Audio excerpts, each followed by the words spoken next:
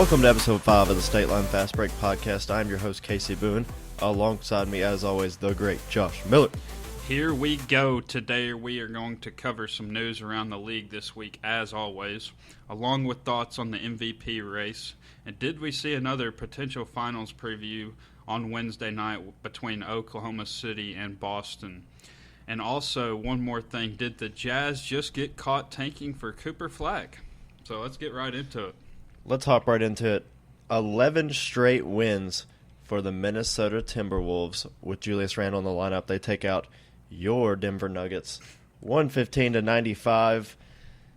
The Nuggets struggling a little bit here. Jokic didn't have the super signature performance you're used to having. Still had 34 points, so what does that say about him? But Julius Randle, 25 points on 9 of 12 shooting. The Timberwolves are looking good, and we'll talk about them a little bit here. Does this kind of Julius Randle run here put the Timberwolves in a potential contender slot? Josh, your thoughts? I'll be honest here. When this trade was made in the offseason between Karl-Anthony Towns, Julius Randle, I said this was a terrible move for the Timberwolves. And for most of the first half of the season, I felt like I was right. But as of here late, they're starting to hit their stride. They've won 6 in a row, 11-0 with Julius Randle in the lineup. And based on what they did last year, especially to Denver, I think they could be back. And I'm trying not to be prisoner of the moment, but I really like what they have going on. So I got to give them credit and admit that I was wrong in the offseason, early part of the season. But the Nuggets need to hope that this isn't going to end up as the 2-7 matchup for them personally, because they're 0-3 against them this year. They lost to them last year, and even the year before that, when Denver won the championship, Minnesota gave them a lot of issues in that playoff series. And mainly, I believe why they have had their success against Denver is because of the bodies they throw at Jamal Murray. He for some reason he can't get going against it. 4 of 15, but overall he hasn't. They throw Edwards on him, they throw McDaniels on him, they rotate bodies, and overall when this game was Wednesday, Jokic had zero help. He can't do it himself, especially when you're going like this. But the Nuggets need to hope that this won't be a 2-7 matchup. I caught some criticism from last week for not having Anthony Edwards in my top 10, rightfully so. He's definitely a deserving spot to be in the top 10. Somebody had him in their top 10. Somebody across from me did have him in their top 10. After I thought about it, he's definitely deserving of it. I just didn't going with him, but I rightfully caught some criticism for that. What's your thoughts here on the Timberwolves playing as of late? We talk so much about Nikola Jokic, and rightfully so, one of the greatest basketball players in the league right now. He's the driving force for this Denver Nuggets team. But you mentioned it a little bit, and we saw it in their finals run. We've seen it with the Nuggets throughout all of their playoff runs in recent years. The X factor, what's going to make them go far, is the way Jamal Murray plays. They're a terrible matchup for Minnesota. They can throw several different guards on him. They can even throw McDaniels on him. Edwards, Conley, they've got luxury in the guard position that can defend. Alexander Walker, too. Yeah, DiVincenzo, even. He is what's going to make this Denver Nuggets team a contender nut. If he can't find a way to produce in these big-time games against teams that have given him troubles in the past, Denver's not going to go very far, and we're going to see an early exit from him again this year. You're going to need Jamal Murray on his A-game. And another guy, Christian Brown, 6 points, 3 of 10 shooting, didn't make a 3. That's his bread and butter. Pretty much same stat line for MPJ, 10 points, 3 of 10, 0 of 3. If those guys aren't giving you nothing, and Jamal Murray's putting up 15 shots, only scoring 12 points, the Nuggets are not going to win a lot of games, and they're not going to make a big run. Yeah, but the Timberwolves themselves, the way Julius Randle, I haven't been very high on Julius Randle, just being open and honest here, but overall, he's played a lot better. Anthony Edwards is hitting 40% of his three-point shots, and even though I wrote him off, they're sitting at the 7 seed. we'll see. I'm sure they would be the favorite to stay with that 7th seed if they end up making or staying in that the play-in tournament. race here. Sorry, the play-in tournament. So it's looking potentially. I mean, maybe Memphis stays at the 2, but Nuggets, Timberwolves could be headed for a 3rd straight season. And we'll get into it a little bit, but the play-in race right now is super tight. The Warriors, I mean, they're only a half game up on the Timberwolves, so we could see the Timberwolves rise up to 6. The Rockets and Lakers have both been pretty inconsistent right now. We'll get into the Lakers here in a minute, but they're sliding down. The Rockets, I don't know that we can really trust them. I think you could see the Timberwolves even making a jump as high as, I don't know that they're going to get all the way to 4, but 5 is realistic, I would say. The Nuggets can go pretty much. I don't think they're going to fall out of 3, but 2 or 3, they're going to be in that range. So we might avoid this playoff race, and that's, I think, what you're going to hope for the Nuggets is they don't have to see the Timberwolves again if they've proved to be a thorn in their side. But like you mentioned, I wasn't a very big fan of that Julius Randle for Karl Anthony Towns trade at the beginning of the year, but the last 11 games, which the Timberwolves have all won, in the games Randle's played in, 18.5 points, 6.5 rebounds, 5 assists. He's finding a way to be productive. He's given them a little bit of scoring. Doesn't provide a whole lot of defense, playmaking. He's another guy that draws defenders away from what Anthony Edwards is providing you on offense. It's an interesting team. They've got a chance to kind of move up in the standings here. A lot of things going on in the Western Conference. If you want to go ahead and get into your thoughts on the Lakers now, LeBron James, as Shams Charania just reported, going to be out at least another week. Lakers have already lost 3 straight. They're kind of tumbling down. Potential Bronny minutes coming tonight. It's a disaster for the Lakers. Luka Doncic is going to be out tonight against the Nuggets. I would be, like I said in the last podcast, I'm concerned about what the future of the Lakers looks like. I think it's smart that they're solidly in the play-in or the playoff race right now, that you can kind of rest LeBron to make sure that this does not linger into the playoffs. But your overall thoughts on where the Lakers are at right now, and with LeBron going to miss another week here? Yeah, so the Lakers sliding without LeBron. They were at the 2 seed before the injury. They are at the 4 now, I believe, and could continue to slide here. They've got a lot of back-to-backs. They just played Milwaukee last night. Luka goes for 45. They completely waste that. Austin Reeves gave him 28. Dalton Knecht gave him 10, and nobody else pretty much gave them anything. Luka did all he could do to keep them in that game. Alex Len has been atrocious for that team, and he was all that they could get because they decided that they didn't want Mark Williams anymore for whatever reason on that physical. They played Brooklyn early in the week, and Brooklyn had lost 7 in a row.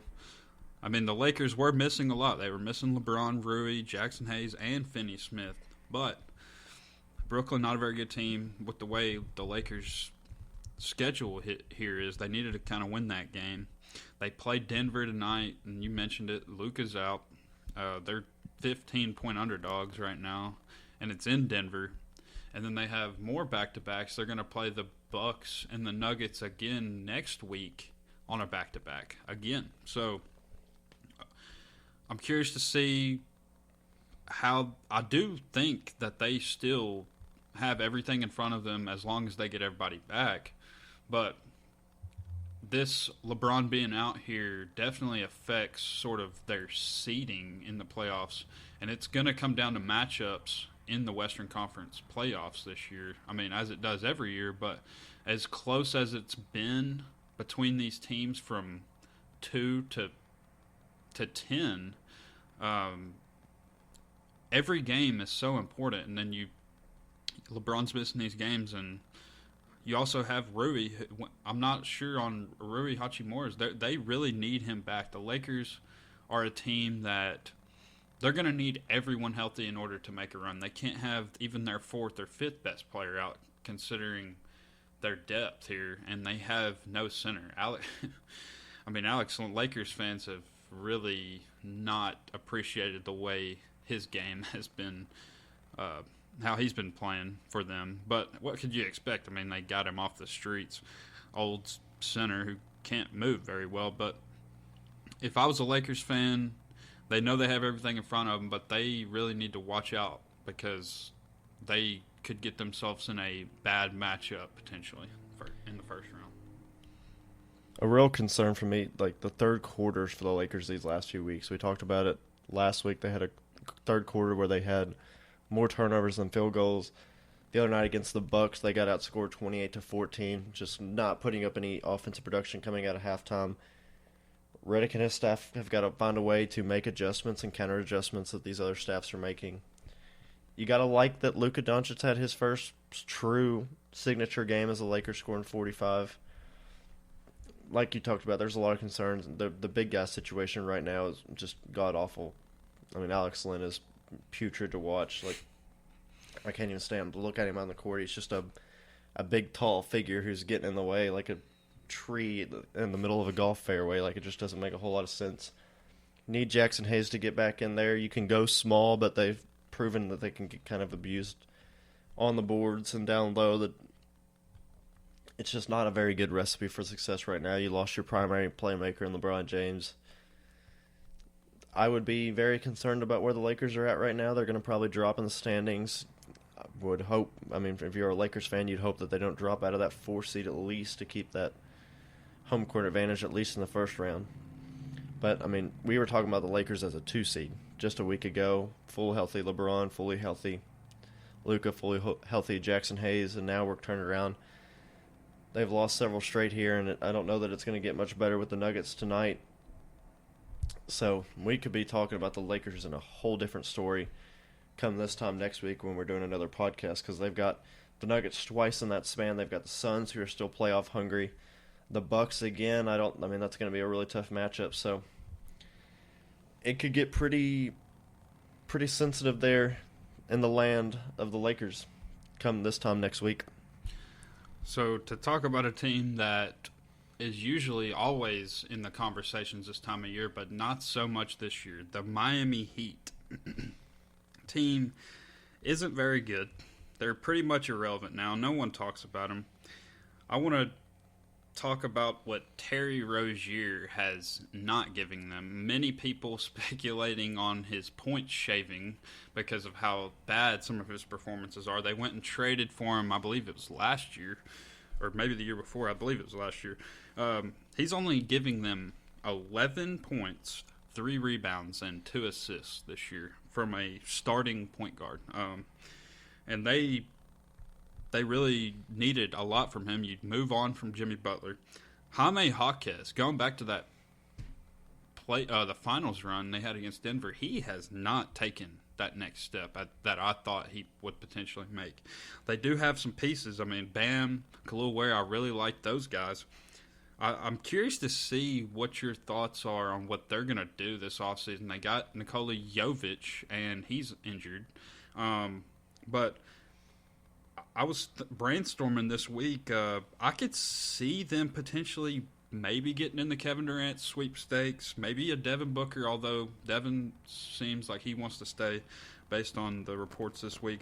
But could you see them maybe jumping in a 3-way trade here with Phoenix and Houston potentially this offseason? Had they had the ability to kind of maneuver some salaries and some contracts, we could already be talking about Kevin Durant as a Miami Heat from this past trade deadline. What's not getting talked about enough is the impact that Jimmy Butler had on this roster. He's the go-to scorer, guy that could put up 20-plus points per game. The Heat this year have scored 109.9 points a game, which is 25th in the entire league. Their offensive rating is 112.5. That's 21st in the entire league. They can't score. They've got no true go-to scorers. I mean, Hero's having a career year, but he's not that 25, almost 30-point a game. I think Kevin Durant is definitely in play for this team. Pat Riley's always going to be star hunting. He's going to be looking for that next guy to lead the franchise. Since the Wiggins trade, he really hasn't provided you too much. Davion Mitchell's not giving you a whole lot. Jovic stepped down, like you said. Jaquez stepped down, like you said. You've gotten the big rise at a Hero, but even Bam only averaging 17.5. Khalil Ware, I like him just as well as you do, but he's not a big offensive scorer. He's a defensive threat down low. This is a team that's lost 5 games that every year you're talking about them and potential contender spot before Jimmy Butler got traded. They were still a team that at any given moment could make a run. And we've seen it in the past with the bubble and in years past where they've able to kind of make a run to the playoffs, get to the finals. Have yet to win it since the LeBron James era there, but this team needs I think they need a point guard more than anything. I mean, like you said, Rozier, nothing from them. They tried to do the whole Lowry experience a few years ago. That didn't work out for them.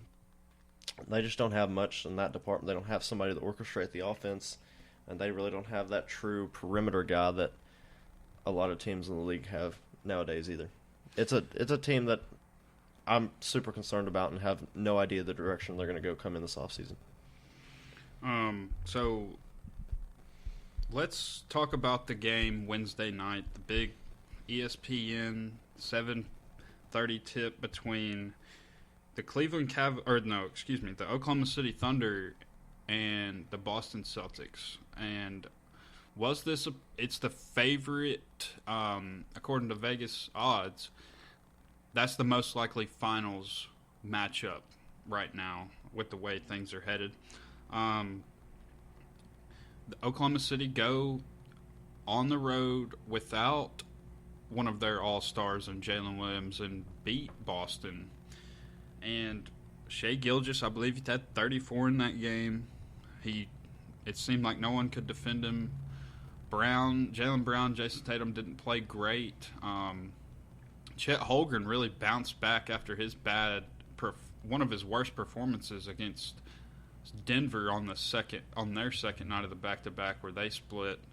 But what was your overall thoughts on this game, and do you think that this is potentially a finals preview? And I'll mention this, that the Thunder have beaten the Celtics 2-0 this year in their series.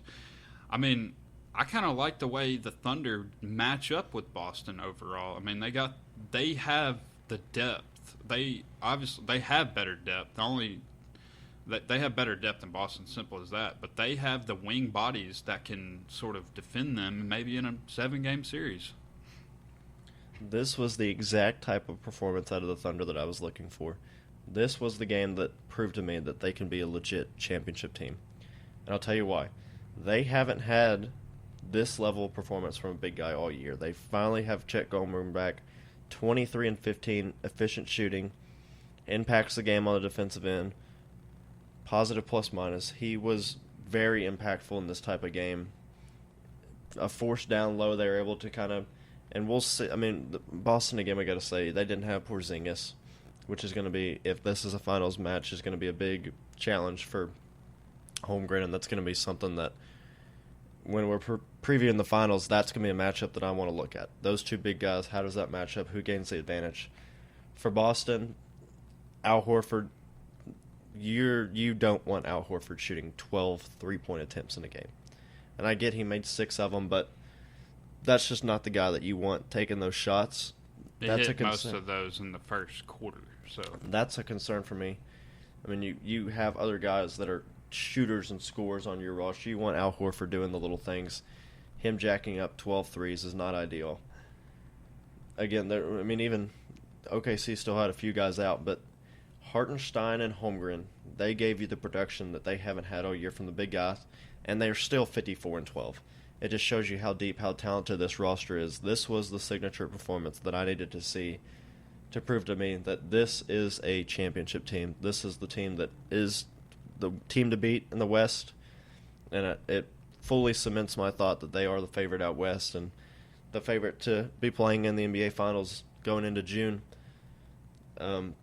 So that kind of leads me to thinking who are some potential finals previews, and to talk about another team that's sitting at the top of their conference, the Cavs. It's crossed my mind, who has the better resume altogether this year? You've got the Cavaliers or the Thunder, your 2 1 seeds who are putting up all-time seasons and win. You got the Cavs at 55 and 10. You've got the Thunder at 54 and 12. We haven't seen this type of winning out of the top 2 seeds in a while. Do you have thoughts on who you believe has had the more impressive resume up to this point?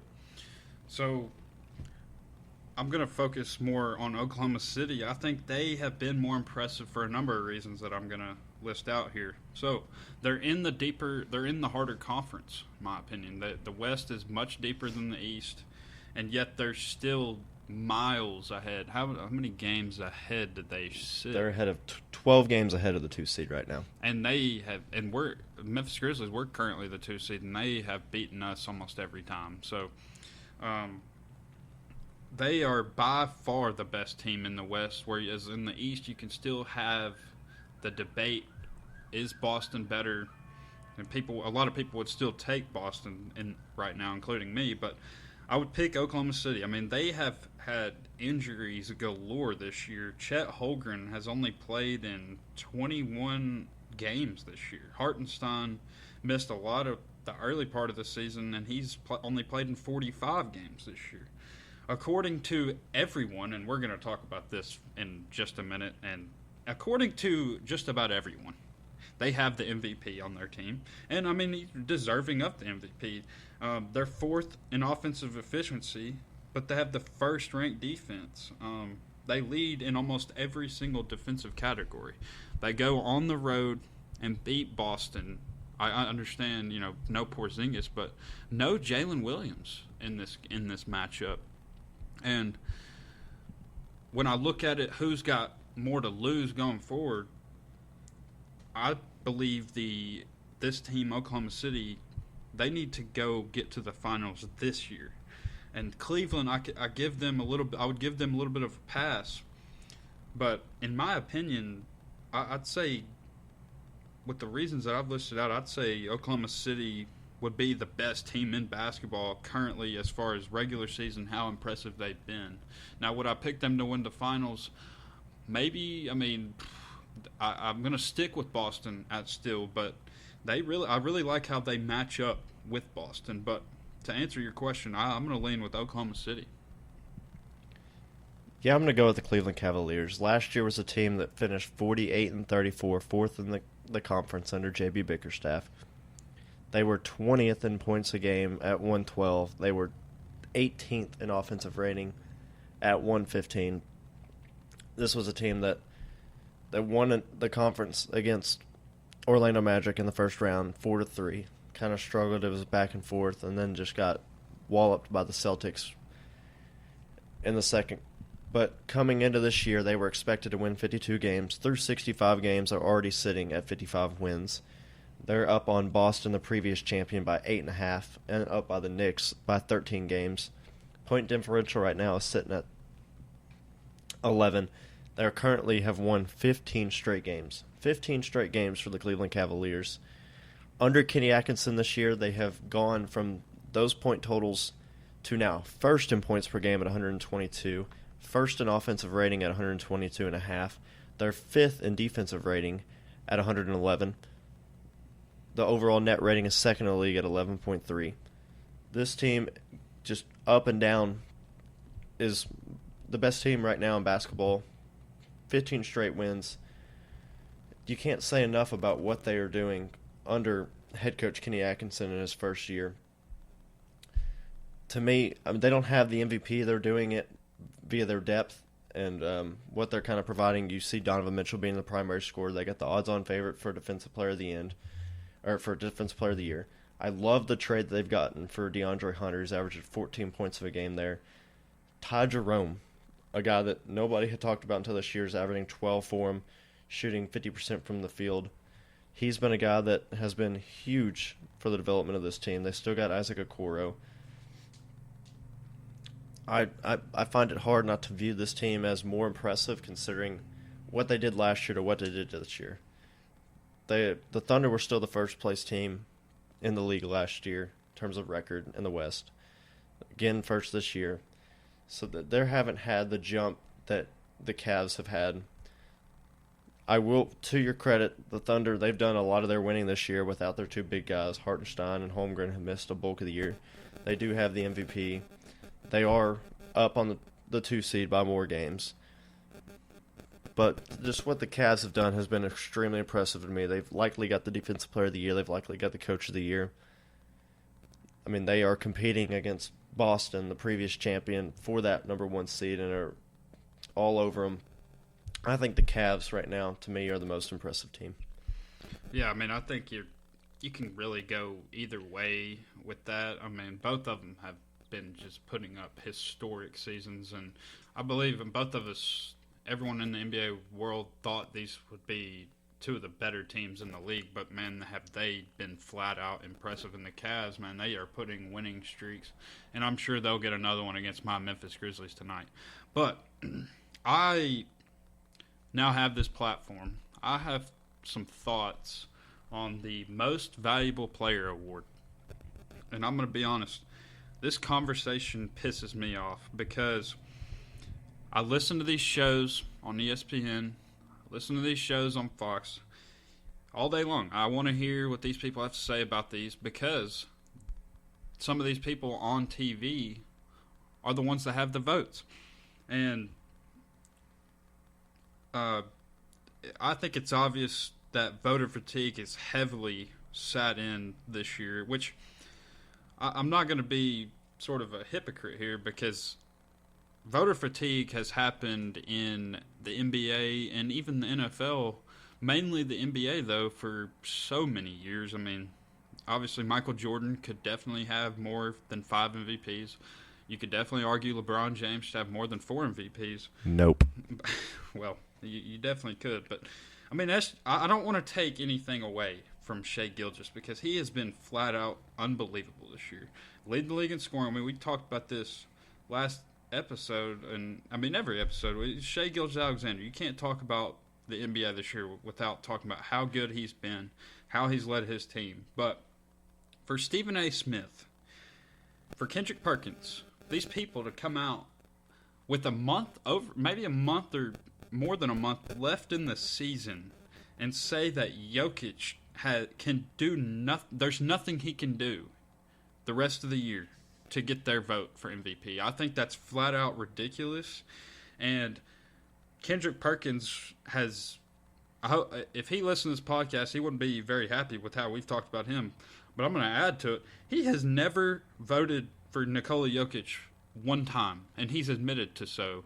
And he's got 3 MVPs, but he's putting up a Wilt Chamberlain season. And Michael Malone talked about this after they beat the Oklahoma City Thunder on their second night of the back-to-back with them, that if you were to blind rank, you take away the names and just lay the stats out, lay the resumes out, of course he's vouching for his own player. He says they're picking Jokic's numbers 10 times out of 10. And I understand it's not simply just a numbers award, but I think people in the media are tired of Nikola Jokic winning MVPs, and I'm not sure he's ever going to win another one. And in the past, I've kind of watched how Jokic goes about these awards, especially this time of year, and normally he doesn't care. He gets asked about it. He's just like, if it happens, it happens, whatever,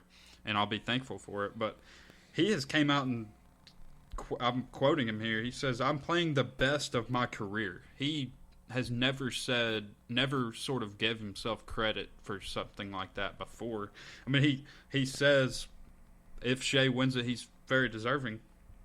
But I just think it was alarming that he came out and actually sort of gave himself a little bit of credit because he rarely has ever done so. And, I mean, this is a narrative award, and I mean, I want to know what you sort of think about this whole media, people saying there's nothing Jokic can do. Whether if you have Jokic as your MVP or not, I understand he's not going to win it. But I will mention, as of today, March 14th at 6:50 p.m., NBA.com, with their MVP ladder, has Nikola Jokic ranked at number 1. And most of the time, their rankings win, but it's going to be an exception. Basketball Reference has Nikola Jokic at number 1 in their MVP ladder rankings as of today. But if you look at the betting odds, it's over. There's nothing he can do, and I believe those betting odds are based on what these guys like Stephen A. Smith saying, go ahead and crowning SGA already with a month left in the season. I think it's just a little unfair. But it's happened in history. I just wanted to sort of point it out that I don't believe that this award should be this way. But I don't think he's ever going to get another MVP, no matter what he does, because you have these guys voting on these awards. Don't even get me started on a rant on the media. We've been down this road, but it's just flat out irresponsible for that to be the narrative that they're pushing. And you talk about the betting odds, and I had it pulled up here just to piggyback off what you were saying. SGA right now, minus 600 as the favorite to win on FanDuel and some other sites. Jokic at plus 400. So that's far and away heavy odds saying Shai Gilgeous-Alexander is going to win this thing. I mean, he's shooting 52.5% from the field, 90% free throw line, 37% from three. Like, he's having an all-time great year, almost 33 points a game, 6 assists, 5 rebounds. Like, Shai Gilgeous-Alexander definitely deserves to win MVP, and as well as Nikola Jokic. We should not allow the people that are in the media to make these decisions. This should be voted on by alumni of the league, people that are in the Pro Basketball Hall of Fame. Heck, they can even go and have coaches that are in college or somebody that has premier basketball knowledge rather than just these talking heads who have narratives, who have friends and people in the league. There's no doubt that there are biases that are swaying the voting this way. We don't have enough smart people in the media like we've talked about. We don't make the correct decisions on who votes on these awards. It's ridiculous that it comes down to people like Stephen A. Smith and Kendrick Perkins, like you talked about. They should not have a vote and have such a big platform to influence the way that these players are viewed. It's ridiculous. I will say, shout out to Stephen A. Smith for his rant on LeBron James. All-time great rant. He's the only good thing that he's ever done. He's going on a real media tour about this. It's a joke. They should not be allowed to have the platform they have and also be able to vote on, especially when they don't even, like, I mean, Stephen A. is not just an NBA guy. He's not watching all these games. He's not watching these late night with him seeing Jokic play at 10:30 on the East Coast. He has no idea. So that's my little rant. I think both these guys are deserving. It's hard to kind of pick and choose your battles here. Shai Gilgeous-Alexander, a new face in this battle. Seems like he's going to win it. But it's hard, and we got to change the way that these things are voted on. And another thing that, well, before we get to that, you might be upset by the MVP, but Castle on these FanDuel is now at minus 950 to win Rookie Year, back-to-back for the Spurs. They need it after the news with Fox and Wemby, but that's neither here nor there. Hey, Richace has got something to say, but minus 950. That's plus 1,900 for Richace right now, plus 1,100 for Jalen Wells. Yeah, seems like that one's even more over than your MVP. So minus 950. Yeah, that's all but a done deal if he continues the way he's playing. If we want to talk about something else that needs to be changed, the Utah Jazz, man. The Utah Jazz. Danny Ainge is back to his old shenanigans. They're tanking the hell out of this season. They just got fined $100,000 for sitting Lowry Markkanen. This is not the only instance. What's very interesting about the way that they view this, they can only fine you for sitting all-stars who have been previously accredited. They sit Keontae George. They sit all these guys every other game. They've got random sicknesses, random illnesses, random bruises on the knee, random cough, you name it. They're making things up to sit guys to try to tank to get Cooper flagged. And the thing about it is, they've been doing this for a few years now, and they're going to do it again next year because they're already invested a ton of money to get A.J. Dubance to go to BYU. You bet your bottom dollar that regardless if they get Cooper flagged or not, this team's going to be tanking the hell out of next year too because they're going to want that number one pick even more next year, in my opinion. Tanking has become an issue in the NBA. The lottery odds, the way that they shift them from 25% from the number one overall pick on the worst record team to now 14 for the top 3 worst records, hasn't even really made a difference. Teams are still tanking. Do you have some thoughts on the way the Jazz have handled this, the way the NBA has handled penalizing these teams? If there's anything that can be done to prevent the quality of the game being jeopardized because teams are throwing scrubs that shouldn't even be playing in the local church league out there to play these games so they can try to lose them. Yeah, okay, there's a lot to get on here. So if you go back a couple weeks ago and listened to our topic on some of the lottery teams, you alluded to this. And yeah, I mean, anybody could see it. The fact they haven't been fined before is beyond shocking to me. Yeah, so you have pointed this out. I hadn't so much paid attention to the Jazz and who they have been playing as much, but they finally get caught, and it's sad to see, but at the same time, if I was in their shoes, I would more than likely do the exact same thing. And the only way I could see this being preventable is to fine them more than $100,000. Because, and you mentioned you can only get fined for All-Stars. I didn't know that, but yeah, I think there's they're going to have to change some sort of ruling with that if they want to change this. And because, I mean, think about it. $100,000. You get Cooper Flag, you getting jersey, so that's you're getting that money back. I mean, I think the team would pay a $20 million fine if it meant they got Cooper Flag. So, it's just a slap on the wrist. And slap on the wrist, great way to put it. And I hate the lottery system, and I understand why they went to the lottery system, but I'm not a fan of it because you have like a team like the Pelicans a couple years ago didn't even have the worst record in the league, but yet they get rewarded with Zion. I mean, the only reason we have this lottery system is because teams are tanking. And you're not going to like this, but I think it could also play into where the league wants certain stars to go. And my theory is that Victor Wembanyama, they made the Spurs get that pick just so Wemby could go there and not go to a market like Charlotte or something. Yeah, that was definitely something that I want to touch on. I mean, if the NBA's rigging it, they know what to do. They know where to send Cooper Flag. They'll send him down to the Alamo. They'll send him down to the Riverwalk.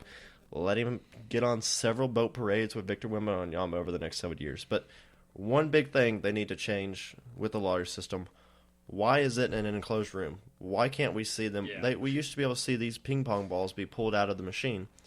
Why have they moved it to a exclusive room where there's only one media reporter and 32 GMs / personnel that have been picked to go into these rooms to see who gets it? That makes no sense. If it's a true lottery, it should be drawn out in the public. They put on this whole big production for the lottery show. Yeah. Just for it to be a 5-minute reveal of the picks. You don't even get to see the lottery balls getting pulled. The live reactions of these personnel members should be seen. The way that the commissioner and the deputy commissioner handle this should be seen. It should all be out in the public. I personally love the lottery system because I think it adds another element to the game. I think it does prevent intentional tanking, and it possibly can hurt the teams that have tanked, and it's kind of I think it does help to prevent teams from tanking because you just never know how the odds system are going to work. But it gives everybody a chance to kind of, and it's another added element that you don't see in a lot of sports that I think is fun and creative for the NBA to use. I do like the way that they have kind of balanced out the odds that you're not so. I mean, it should the number one worst record team should probably have slightly higher odds. Like, I don't know that it should be 14% for the number one pick like it is right now. Like, you should still have higher odds, and it should work its way all the way down to 14. But we got to find a way to put this back in the public. I think that will help because obviously there's so many narratives online about the league picking where stars are going and how do they actually decide how this there needs to be more accountability with the lottery than what there is right now. Yeah, it's horrible, and I'm sure you are a fan of it as you luckily got Victor Wembanyama out of it. So, yeah, I'm sure you and Tim Duncan. Yeah, I mean, I understand why the league and Adam Silver would do things. Like, if Victor Wembanyama went to Charlotte, it just wouldn't – the production, the money, it just wouldn't be it would still be good, but it wouldn't be the same. But you got a historical franchise in San Antonio. You know what's even great about that? The rival Houston Rockets won a coin toss to get a slightly higher odds than what the San Antonio Spurs did, and then we were the ones that won the lottery. So stick it to Houston one more time. That's always a fun thing to do. I see, but I just, in my opinion, which probably means nothing, Adam Silver selected San Antonio. Wemby had came out before the draft, before the lottery, and said, if there's a team I want to go to, it's San Antonio. And then all of a sudden, they get that. For it to be 14, 14, 14, I don't like that, but I do understand why they do it. So I don't want to say it's such terrible thing, but it's supposed to stop tanking. But they're still tanking. The Utah, Danny Ainge knows what he's doing. He's trying to loophole around it. He finally gets caught. But $100,000 to the NBA, these franchises, really is nothing. So, it's not like the NFL where there's 7 rounds and you can just kind of take one of these later round picks as like we got you. Like, you're not really going to take away the first round pick because the team, like the Jazz are a bad team anyways. Like they're better than what their record is. They're probably a low to mid 20s. They're not a 15-win team or whatever they are right now. If they'd actually play their guys every game and kind of full for. I mean, they've got Will Hardy is a very good quality head coach in this league. Like, he would coach this team, a full, healthy, on the floor, not skipping games Jazz team, to probably a win total in the mid 20s. So, I mean, the fact that anybody could see it if you watch these Jazz games or look at anything regarding kind of how they've operated. Their injury report is ridiculous. They should be fined more than what they are. They should be penalized more than what they are. It's hard to kind of take draft picks away like the NFL does, but maybe if you get caught doing this, maybe it's that's a what they need to do, though. slight tick down in your percentage odds chance, like you lose 1 or 2 ping pong balls. They've got to do something about this. That not just $100,000 fine. Like, I don't think that does anything for anybody. Like, I mean, they've added rules to where they freeze the ability to trade draft picks. Maybe if you get caught doing this, like with the second apron, where they freeze draft picks 7 years in advance. Maybe if you get caught doing something, they'll freeze your ability to trade future draft picks or something like that. There has to be a fix to this because we can't just see these teams continue to do this. But I think that's enough talking about bad teams like the Utah Jazz. Nobody really wants to hear that except for one guy that's in Cincinnati that I know. But we're not going to give him a shout-out. I'm not like you giving free shout-outs to anybody. I'm a fan of free shout-outs, and more will be coming. But, all right, time to get into a little bit of Contender Pretender. We talked about doing this on the last episode. We didn't get into do it, so we want to touch on a few teams that are kind of in the playoff race that we haven't already hit on. We know we've already talked about it. Thunder, they're contenders. Celtics contenders. Nuggets contenders. We want to talk about some of these other teams. First team that we want to look at is the New York Knicks. Jalen Brunson's still a little banged up, hasn't been playing. The Knicks, do you have them as contender or pretender? So going into the season, I definitely had this team as a contender. As if you listen to my top 10 rankings you can go check those out on our Instagram page at the State Line Fast Break Podcast and our Twitter page. Or go back and listen to episode 4 of the State Line Fast Break Podcast. So everywhere you get your podcast, Apple Podcasts, Spotify, YouTube, you can find us there at the State Line Fast Break Podcast. So if you saw our top 10, I had Jalen Brunson at 9, which I thought was potentially a reach, but that's just how I feel. I like Jalen Brunson. I feel like he's valuable to his team, whatever. I had this team as a true contender going into the season. They go and get They trade away their future to get Mikal Bridges. They go and get Karl Anthony Towns. They went all in. They got OG Anunoby. I can't remember when they traded for OG Anunoby. Was that in the that was during the trade deadline last year. Okay, yeah, they go and trade for all these pieces. They have maybe a top 5 starting lineup in basketball.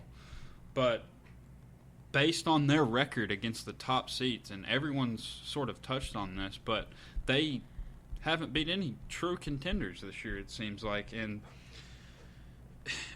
it's sad to see because the NBA's better when the Knicks are elite, and they're sitting at 42-23, very good record, but haven't beaten any true, really good teams. And man, I think they're going to move on. If they go out early, I think they're going to move on from Tom Thibodeau this offseason, and I'll be very curious. That's going to be a very sought-after job this offseason, and if they go and get some sort of move to an offensive mastermind, Cleveland went and got Atkinson. I'm very curious to see what New York's going to do, but can you trust their sort of front office? Probably not, but they have the pieces on that team. There's no reason why they shouldn't have beaten some of these teams. You talk about I think it's very clear that the guys on this team do really appreciate and enjoy Tom Thibodeau as their coach. Like, we had the thing about Mikal Bridges coming out asking for less minutes just because Tom Thibodeau is notorious for playing his starters way too many minutes. That's something that they need to balance out their roster once they get Brunson back. And now that they got Mitchell Robinson on the lineup, I think that the minutes will kind of balance out a little bit better now that they've got some depth. But you talk about getting an offensive mastermind. Their offensive rating right now is 119th, 5th in the entire league. Points a game, 6th in the entire league at 117. The thing that I don't like about the Knicks is they play so slow. 97 pace, which is 25th in the entire league. They've got to figure out a way to get Brunson's not a speedy guard, he's more methodical half court. They're efficient in the half court. They've got shooters surrounding him. Cat play down low. They play super slow. They play old school, which is a Thibodeau thing. They're 14th right now in defensive rating, 13th in opponents' points a game. That's way too low for a Thibodeau-led team. They got to be better defensively, but I think because of their ability to score, the talent that they have on this roster, I still believe in the Knicks as a contender. It's going to be tough. They haven't shown a ton of success so far against the Cavs, the Thunder, the Celtics. When the game gets tight, you get Mitchell Robinson back as some depth for Cat. I think this team has the ability to go on a run, assuming Brunson stays healthy. Brunson was still banged up in the playoffs last year. They didn't have Bridges at that time. OG Anunoby had to speed up his rehab because remember he got hurt right after they traded for him. So he wasn't fully healthy in the playoffs last year. I think they've got the ability to go on a run, but it's going to be you're going to have Brunson at his all-time high. You're going to have a Cat who at least gives you a little bit defensively. You're going to have to get Mitchell Robinson fully healthy, adjusted back to the way this team plays. And you can't play as slow as what they have played. Like, Boston's going to run you to death. Cleveland's going to run you to death. The Thunder, they're going to run you to death. You got to get out. You got to play a little bit quicker, play in transition. It's good to slow the game down a little bit when the game gets tight in the playoffs, but these good teams are going to play really fast. And I think that's where the Knicks are going to have a hard time adjusting to it. But to move on from the Knicks, a team that we haven't talked about enough, nobody's really talking about enough. We just saw one of the craziest game winners of the entire year. Tyrese Halliburton hit a fadeaway 4-point play against the Bucks to get a win. The Pacers, contender or pretender? This team is a pretender because they have zero defense. And a couple weeks ago, we, not on air, but we were talking about this Pacers team and sort of Rick Carlisle's chemistry equation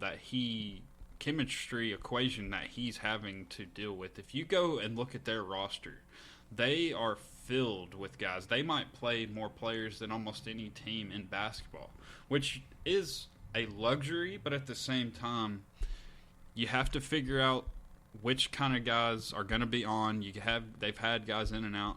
I was hoping that they might do something at the deadline, potentially. I was hoping that they might move Benedict Mathurin. I feel like they could have got something good out of him. Tyrese Halliburton, I think a lot of people, including me, would have thought he was going to take another step this year, coming off the Olympics, coming off what he did last year, making the conference finals. He's been far too up and down for me. His scoring hasn't been as good as it should be.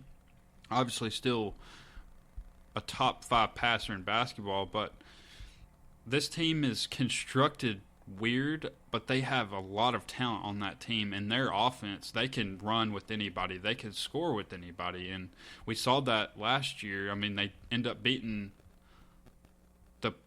the Knicks without or the Bucks without Giannis, and then they play the Knicks, and I believe they really only win that series because of the injuries that the Knicks went through. But their offense is really good, but they have struggled to defend all year long, all year last year. They don't. Tyrese Halliburton is a terrible defender, and when he gets sought, teams are searching, hunting for him night in, night out, and he's been far too inconsistent for me. I'm going to have to go with this team as a contender, but I do like some of their pieces.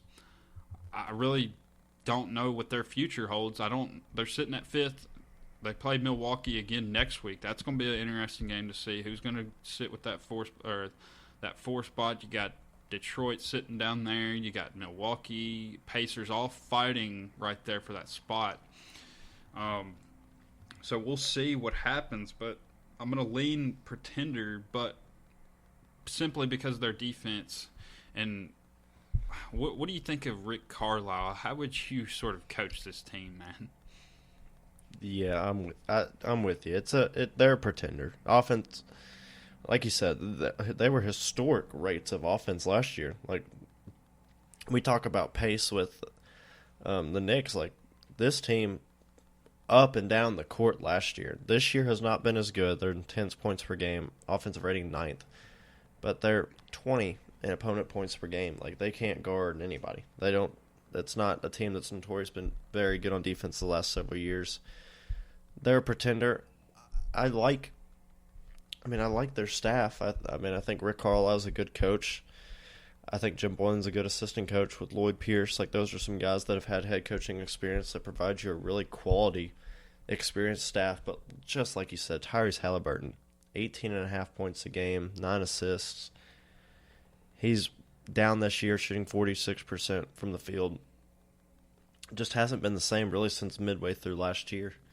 Like, it's been a weird kind of run for him.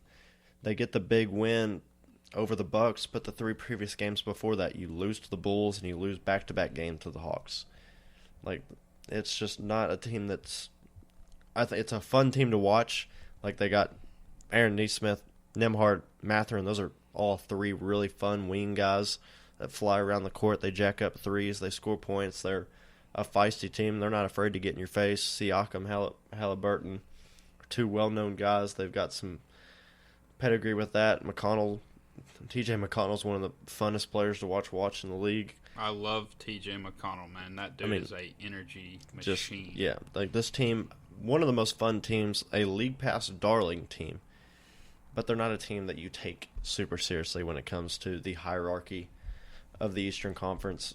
The Celtics are going to beat them in a series. The Knicks are going to beat them in a series. The Cavs will beat them in a series. A healthy Giannis Bucks team beat them in the series. A Pistons teams, I think, would give them their run for their money. That would be a very fun. I hope we could. Those are 2 extremely fun teams to watch. 2 league pass teams. I don't think we're going to get to touch on the Pistons today. Y'all all heard my thoughts on Cade Cunningham, but they are an electric team to watch, as with the Pacers. But these are 2 teams that they're pretenders. They've got fun star talent. They've got fun young talent, but they don't have the pedigree, the ability to close these games, the ability to guard that you need to play. I mean, we talked about what Boston can do with their wing guys, what the Thunder are able to do, what Cavs. They've got so many wing defenders. Like, all of the Pacers guys, they're just flat-out scores. They don't provide you a whole lot on the defensive end. And that to me, that's the biggest reason why you can view them as a contender or as a pretender.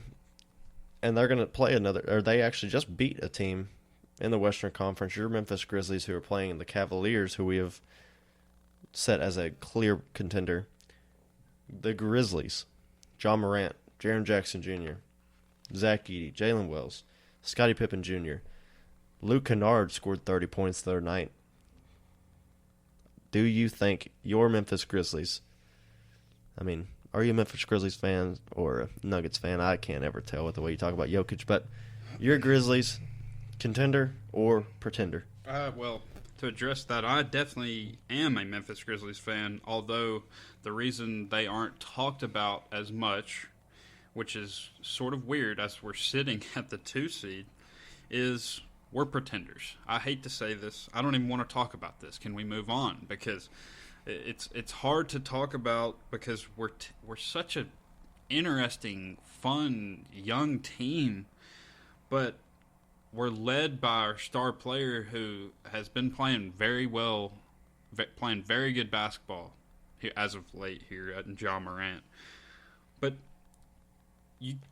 there's not a team that they're going to play in the Western Conference playoffs this year where we're going to say we should definitely win that series, regardless of who we match up with, even if we're sitting at the 2-7.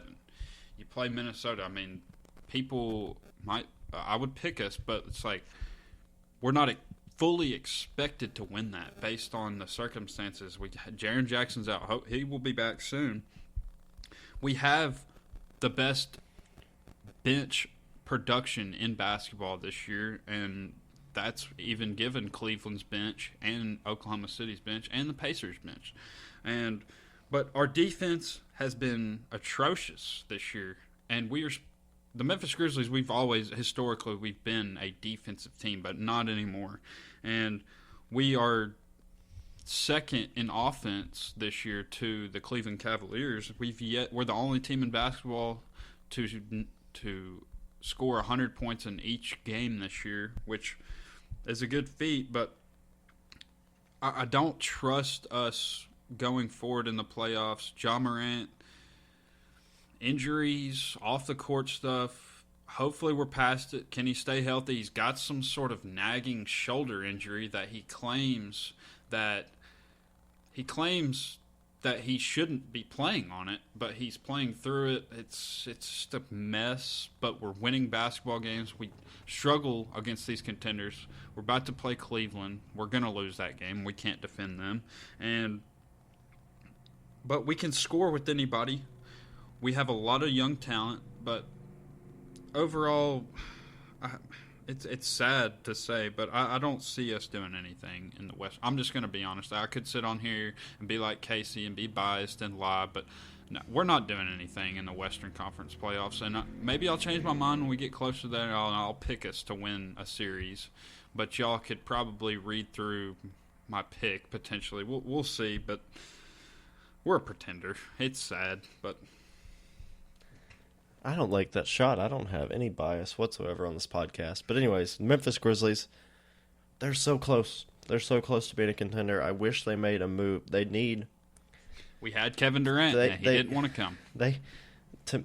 I view this team the way I viewed that Phoenix Suns team from a few years ago. They needed that Chris Paul. They needed to go get a wing guy who had some experience, who had some playoff pedigree, who's been in the league for a while, that could kind of lead this team. They don't have them. It's just a super young roster.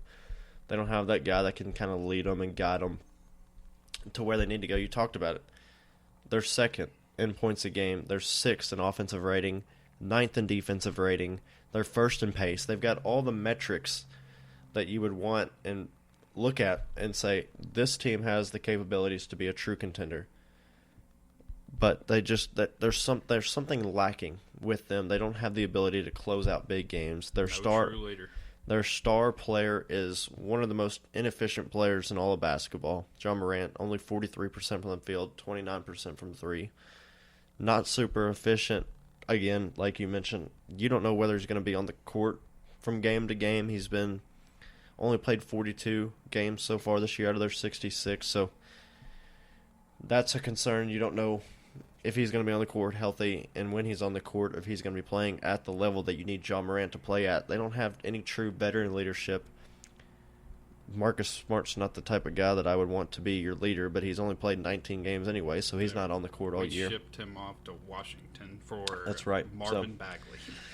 And that's what I'm saying. Like, they've traded away their one true veteran guy. And I don't know why we made that trade going back anyways. Him only playing 19 games for them, like, they've had nothing to this point, and they're still a 2 seed, which tells me they've got all the talent that you need to win in the league this year. And there's something about him, and you've touched on several things being a quote-unquote fan. You want to talk about biases. The Nikola Jokic banter that we've had on this podcast reeks of bias. Well, but anyways, back to your Grizzlies. They've traded away their veteran guy. They don't have that true veteran leader that I would want them to have. They don't have that Chris Paul from the Suns a few years ago. That leads me to say that they're a pretender, but they've got all the makings. They've got a very quality head coach and staff reigning from the best coaching tree in all of basketball, the Greg Popovich tree. Taylor Jenkins, one of the best coaches in the league. I mean, I think there's been some Grizzlies chatter of fans online being undecided about what they believe Taylor Jenkins is as a coach. Like, I've seen scrolling through some Twitter feeds saying Taylor Jenkins is a good guy to develop talent and accelerate a roster, but he's not a championship level winning head coach. Let me say a couple thoughts on Taylor Jenkins. I have been a huge fan of Taylor Jenkins, and to all the Grizzlies fans out there who say he's not gonna win, lead you to a championship, I just totally disagree with any negativity towards Taylor Jenkins. No, is he a perfect head coach? Obviously not, but he is a elite head coach given the stuff he has had to deal with in his time in Memphis. I'm going to go back to last year when we had nobody. We were everybody on our team was hurt. I went to a game against the Clippers. We were starting 5'8" point guards who I've never even heard of. I mean, it was atrocious, but he still kept us. I mean, obviously we weren't nowhere near playoff contention, but we were still not a team people wanted to play. He has kept us afloat through all the trials and all the there's so much to off the court stuff with us, but you're right. We are missing that veteran piece. If we could have had that, could get that, we could have had it with Kevin Durant. Well, his leadership, that's another thing. But I don't know if that's some the sort leader of I'd be looking for. I just don't see where those side of Grizzlies fans towards Taylor Jenkins come from, given what he's had on the court, which plenty of talent, but I'm not sure we have a player over 30 years old even 29 years old on our team.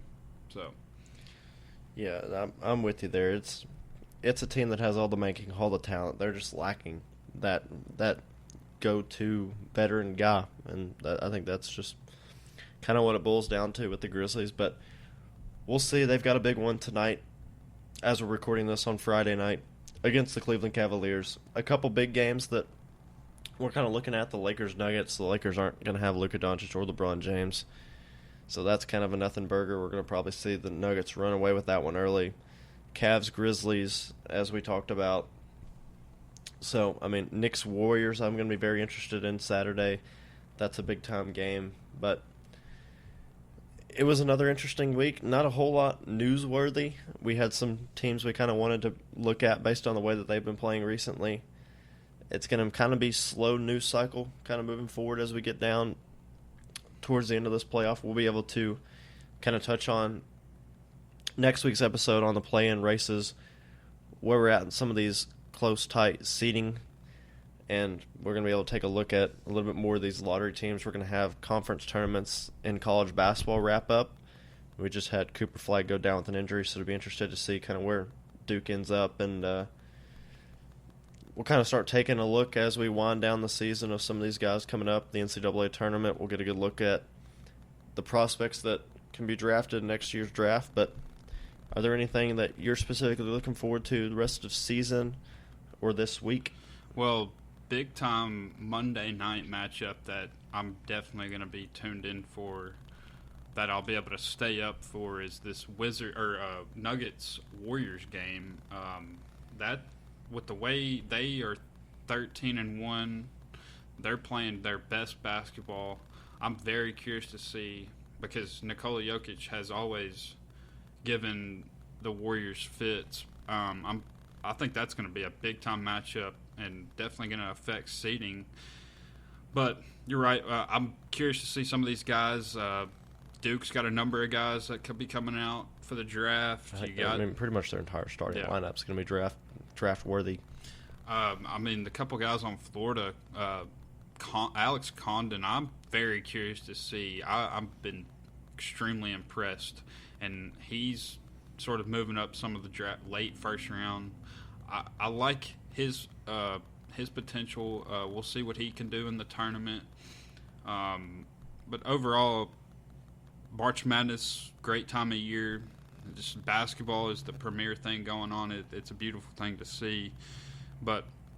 And we will be locked into that as fans. But overall, towards this, because a lot of these drafts, March Madness affects the draft heavily every year. So yeah, we might talk about it a little bit on next week's episode. But do you got maybe an early favorite March Madness that you're kind of looking for? I hate to say it as a Tennessee fan, but I'm going to go back to it. I think Florida is, if I had a team right now, I would lean Florida because they've got 4 7-foot players who they can play. They've got 3 senior guards, and Walter Clayton, another NBA potential. I've seen him mocked in some second rounds. He's got a lot of talent.